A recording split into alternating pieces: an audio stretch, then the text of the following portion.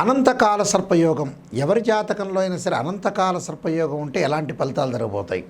జన్మలగ్నంలో రాహు ఉండి సప్తమ స్థానంలో కేతు ఉంటే దాన్ని అనంతకాల సర్పయోగ దోషం అంటారు.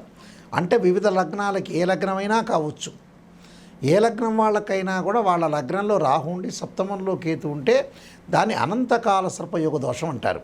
అనంతకాల సర్పయోగం వల్ల ఏ విధంగా జరగబోతుందంటే అనుకున్న పనులలో కొంత ఆలస్యం జరగటమే జరుగుతుంటుంది.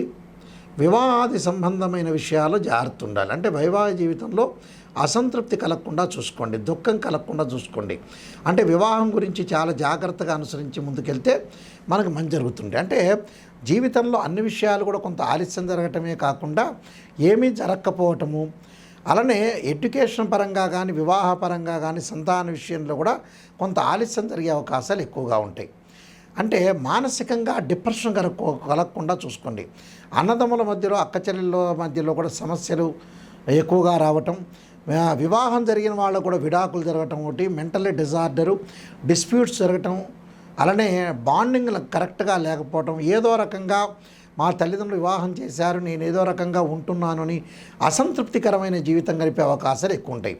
ఏ విషయాల్లో కూడా జరగకపోవటం, అన్ని విషయాల్లో కొంత అసంతృప్తి కలగకుండా చాలా జాగ్రత్తగా పడండి. వివాహ సంబంధ విషయంలో జాగ్రత్తగా ఉండాలి మీరు. సంతానపరంగా ఇబ్బందులు లేకుండా చూసుకోవాలి. మానసికంగా ఆందోళన పడకుండా కొన్ని జాగ్రత్తలు చూసుకోండి. అన్నదమ్ముల మధ్యలో కూడా ఆచితూచి అడుగు వేయటం వల్ల కూడా మీకు మంచి జరుగుతుంటుంది. అంటే ఏ పని చేయకుండా అనవసరమైన విషయాలకి ప్రతి విషయంలో కూడా కొంత కాన్సన్ట్రేషన్ చేయండి. ఈ విషయం జరగట్లేదనే పాయింట్ ఆలోచన చేసుకోకుండా చాలా జాగ్రత్తగా ఆలోచన చేసి ముందుకెళ్తే మీకు మంచి జరిగే అవకాశాలు ఖచ్చితంగా ఉంటుంది. దీనికి ఖచ్చితంగా నివారణ అనేది ఉంటుంది. ఆ నివారణ అనుసరించండి. దానిలో 2 జంట సర్పాలను దానం చేయటం ఒకటి, అలానే అనంతకాల సర్పయోగ దోషానికి శాంతి చేసుకోవటం వల్ల కూడా మీకు మంచి జరిగే అవకాశాలు ఖచ్చితంగా ఉంటాయి.